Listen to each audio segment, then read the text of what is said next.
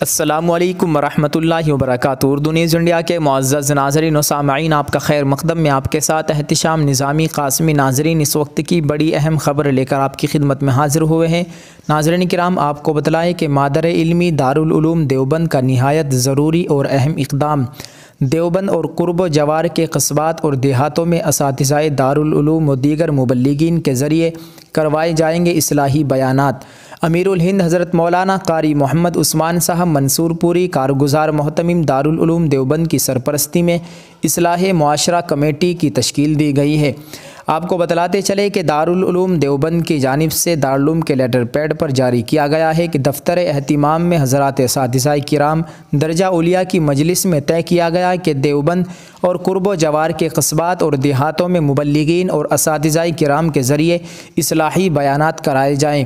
اس مقصد کے لیے مندرجہ ذیل حضرات پر مشتمل اصلاح معاشرہ کمیٹی تشکیل دی جاتی ہے۔ کمیٹی کی نشست میں اس کا نظام مرتب کر لیا جائے۔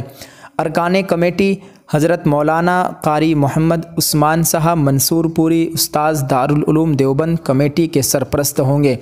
حضرت مولانا خضر محمد صاحب کشمیری، حضرت مولانا ایوب صاحب سکندر پوری، جناب مولانا مفتی ریاست علی صاحب ہریدواری، حضرت مولانا محمد علی صاحب بجنوری، حضرت مولانا مفتی محمد معروف صاحب، حضرت مولانا محمد مزمل صاحب بدایونی جو کمیٹی کے کنوینر ہے، حضرت مولانا محمد یامین صاحب مبلغ، حضرت مولانا محمد عرفان صاحب مبلغ، حضرت مولانا محمد راشد صاحب ناظم شعبہ تنظیم و ترقی، بحکم حضرت مولانا مفتی ابوالقاسم صاحب نعمانی محتمم دارالعلوم دیوبند۔